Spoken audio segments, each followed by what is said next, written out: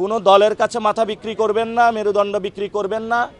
কোনো দলীয় প্রধানকে যদি আপনি থ্রেট মনে করেন, তাহলে আমরা মনে করব আপনি কোনো দলীয় প্রধানের কাছে এখনই মাথা বিক্রি করে দিয়েছেন। আমরা দেখব আপনার সামনে গতকালকে তারেক রহমান যে প্রতিশ্রুতি দিয়ে বেরিয়েছে সেটা আপনি শোকজ করেন কিনা বা কোনো ব্যবস্থা নেন কিনা। যদি না নিতে পারেন, আমরা ধরে নিব যে বিএনপির কাছে ইতিমধ্যে আপনারা মাথা বিক্রি করে দিয়েছেন, বাংলাদেশে সুষ্ঠু ইলেকশন সম্ভব না। ঢাকা ৮ আসনের ভাই এবং বোনেরা, আমি নাসিরউদ্দিন পাটোয়ারি শাপলাকলিকে প্রতীকে জাতীয় নাগরিক পার্টি মনোনীত এবং ঐক্যবদ্ধ বাংলাদেশ জোটের প্রার্থী হিসাবে জামায়াত ইসলামী এবং এনসিপির যে জোট হয়েছে, আমাদের নতুন বাংলাদেশ গঠনে তরুণদের অধিকার প্রতিষ্ঠায়, নারীদের অধিকার প্রতিষ্ঠায়, ওলামাদের অধিকার প্রতিষ্ঠায় ঢাকা ৮ আসনে আজকে আমরা শাপলাকলি প্রতীক বরাদ্দ পেয়েছি। এজন্য আমরা আল্লাহ তাআলার দরবারে শুকরিয়া আদায় করছি, আলহামদুলিল্লাহ।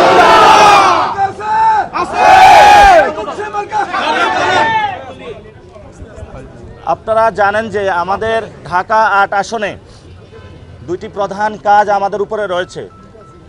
একটি হলো শহীদ ওসমান হাদি ভাইয়ের যে হত্যাকাণ্ড হয়েছে, সেই হত্যাকাণ্ডের বিচার কাজ সম্পন্ন করা।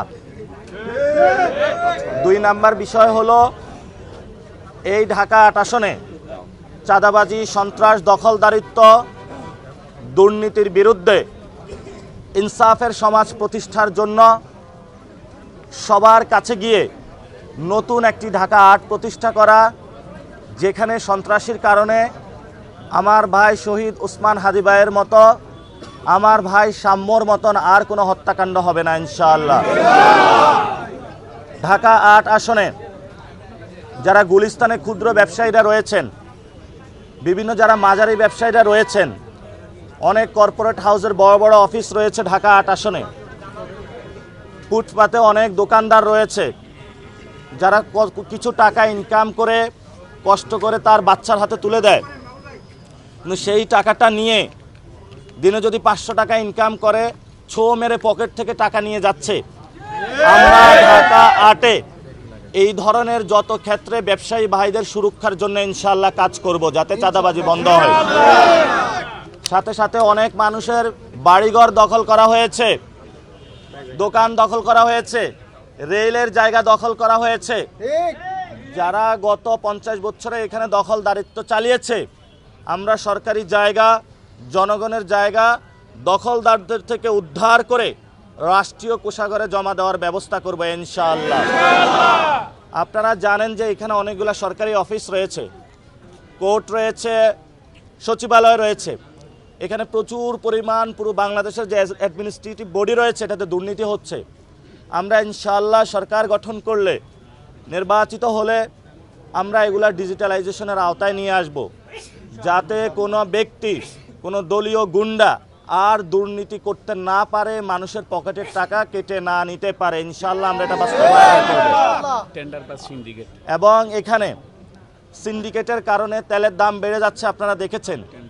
টেন্ডারবাজি চলে। গণপূর্ত মন্ত্রণালয়ের একদম স্পেসিফিক নাম বলি, রফিক, জহির, এই দুইজনে প্রতিবাদ করার কারণে বিরুদ্ধে আমাদের একজন কর্মীকে ৫০ জন মিলে দিনে দুপুরে রাস্তায় প্রহার করেছে, হসপিটালে ভর্তি করিয়েছে। ইনশাআল্লাহ আমরা শাপলাকলি প্রতীক যদি জয়ী হয় ঢাকা ৮-এ, আমরা এখানে সকল টেন্ডারবাজি, সিন্ডিকেট বন্ধ করে দিব ইনশাআল্লাহ। আজকে রিটার্নিং কর্মকর্তা একটি কথা বলেছেন যে আপনাদের কোনো কথা আছে কিনা।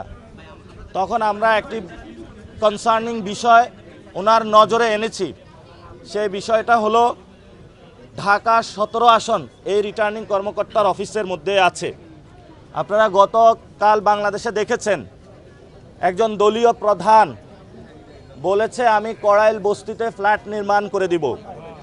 প্রতীক পাওয়ার আগেই এই ধরনের নির্বাচনী প্রচারণার মধ্যে আশ্বাস প্রদান এবং ফ্ল্যাট নির্মাণ করে দেওয়ার প্রতিশ্রুতি সরাসরি নির্বাচনী যে বিধান বা আইন আছে সেটা লঙ্ঘন।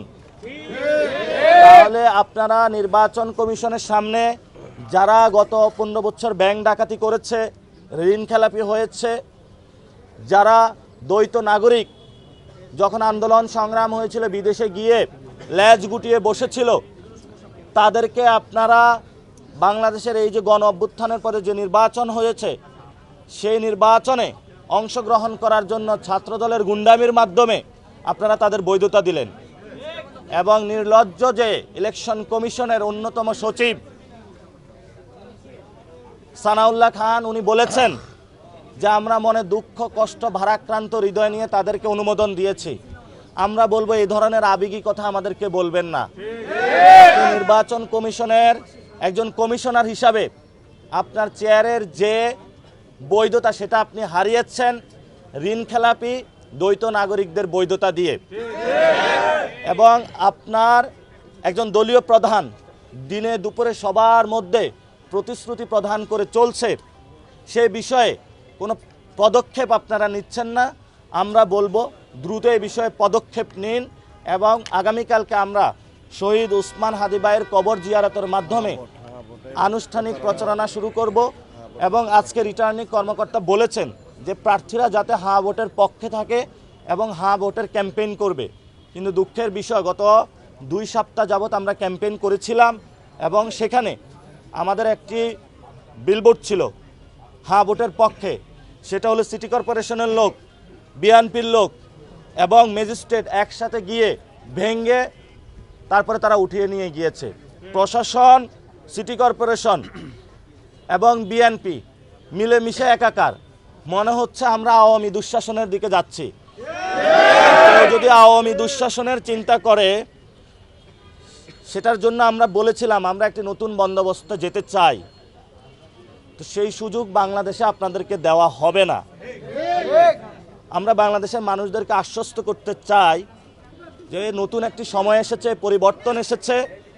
ইলেকশন কমিশনের মেরুদণ্ড সোজা রাখবেন আপনারা, মানুষের উপরে ভরসা রাখবেন, কোনো দলের কাছে মাথা বিক্রি করবেন না, মেরুদণ্ড বিক্রি করবেন না। কোনো দলীয় প্রধানকে যদি আপনি থ্রেট মনে করেন, তাহলে আমরা মনে করব আপনি কোনো দলীয় প্রধানের কাছে এখনই মাথা বিক্রি করে দিয়েছেন। আমরা দেখব আপনার সামনে গতকালকে তারেক রহমান যে প্রতিশ্রুতি দিয়ে বেরিয়েছে সেটা আপনি শোকজ করেন কিনা বা কোনো ব্যবস্থা নেন কিনা। যদি না নিতে পারেন, আমরা ধরে নিব যে বিএনপির কাছে ইতিমধ্যে আপনারা মাথা বিক্রি করে দিয়েছেন, বাংলাদেশে সুষ্ঠু ইলেকশন সম্ভব না। ধন্যবাদ সকলকে। আইন শৃঙ্খলা পরিবেশের অনেক অবনতি বিভিন্ন জায়গায়, আপনারা ঢাকা 15-তে গতকাল দেখেছেন মহিলাদেরকে যায় তারা মারছে। মানে কত কাপুরুষ যে রাতের আধারে গিয়ে মহিলাদেরকে মারধর করছে, আটকিয়ে রেখেছে। শুধু তাই নয়, র্যাপিড অ্যাকশন ব্যাটালিয়নের একজনকে অফিসে আটকিয়ে নির্যাতন করা হয়েছে, এটা আপনারা দেখেছেন। আমাদের অনেক কর্মীকে তারা অ্যাটাক করছে, মারছে, এগুলো আপনারা দেখতে পাচ্ছেন। তো সেই জায়গায় আমরা বলবো নির্বাচন কমিশন তারেক রহমানের যদি এই ব্যবস্থাটা না নেয়, আমরা বলবো যে তারা সুষ্ঠু ইলেকশন করতে সম্ভব নয় বাংলাদেশে। সে মির্জা আব্বাস ভাইয়ের লোক যায় ফ্যামিলি কার্ড চাচ্ছে, দরজায় নক করতেছে, মানুষের ঘুম ডিস্টার্ব করতেছে, মানুষ অফিস করে আইসা একটু ঘুমাচ্ছে, যায় টক টক করতে, ধানের শীষটা একটু দেখেন। তো এটা হলো পাকিস্তান আমলে ঠক ঠক করতো আইসা, মনে আছে আপনাদের? এখন হলো মির্জা আব্বাস ভাইয়ের লোক ওইখানে যায় ঠক ঠক করে। তো তুমি চাকরি করছো, যেটাই করছো, তুমি যে অবস্থায় থাকো, গেঞ্জি পরা আসো, যে অবস্থায় আসো উঠো, আমার স্লিপটা নেও। তো এই ধরনের কাজগুলো নির্বাচনী যে সুষ্ঠু পরিবেশ আছে সেটার ব্যত্যয় ঘটাবে। আমরা বলি যে আমরা একসাথে সবাই রাজনীতি করব, এখানে বাংলাদেশে একটা সুন্দর এই ধরনের ব্যবস্থা থেকে এসে সুন্দর ইলেকশন, সুন্দর নির্বাচন প্রক্রিয়া যাওয়া উচিত সকলের। আর মিডিয়া, প্রশাসন, মিডিয়ার মধ্যে কি কু হয়ে গিয়েছে নাকি অলরেডি বিএনপি থেকে? হ্যাঁ, আপনারা ওনারা যা আছে তা লাইভ করেন এবং যখন আমাদের ভয়েসগুলো রেইজ করি এগুলো আপনারা প্রকাশ করতে চাচ্ছেন না। আমি তো গণঅভ্যুত্থানের পরে সব মিডিয়া যারা সম্পাদক ছিল তাদের সাথে বলেছিলাম যে আপনাদের চেহারাগুলো তো আপনারা মানুষের সামনে দেখাতে লজ্জা পাবেন, এখন তো আরো বেশি লজ্জা পাবে। জাস্ট তারা প্রভু চেঞ্জ করেছে, তাদের আগে প্রভু ছিল শেখ হাসিনা, এখন প্রভু তারেক জিয়া। তো প্রভু চেঞ্জ করার রাজনীতি, এই ধরনের বাংলাদেশের রাজনীতি করতে দেওয়া হবে না বাংলাদেশে। মিডিয়া ভাইদেরকে বলবো যে আপনারা আসুন, আপনাদের শুভবুদ্ধির উদয় হোক, বাংলাদেশের মানুষের পক্ষে দাঁড়ান। আমরা বলছি আমরা কোনো দলের বিরুদ্ধে নয়, আমরা দেশের পক্ষে থাকতে চাই। কিন্তু দেশের চেয়ে যদি কোনো দল বড় হয়, আমাদের দায়িত্ব হলো ওই দলকে দেশের মধ্যে নিয়ে আসা। কারণ আমাদের কাছে ব্যক্তির চেয়ে দল বড়, দলের চেয়ে হলো দেশ বড়। এবং আমরা বলেছিলাম, বেগম খালেদা জিয়া একটি কথা বলেছিলেন, ওদের হাতে গোলামির জিঞ্জির, আমাদের হাতে স্বাধীনতার পতাকা। আমরা স্বাধীনতার পতাকা নিয়েই সামনে এগিয়ে যেতে চাই। স্বাধীনতার পতাকা মানে সন্ত্রাসের বিরুদ্ধে দাঁড়ানো, স্বাধীনতার পতাকা মানে চাঁদাবাজির বিরুদ্ধে দাঁড়ানো।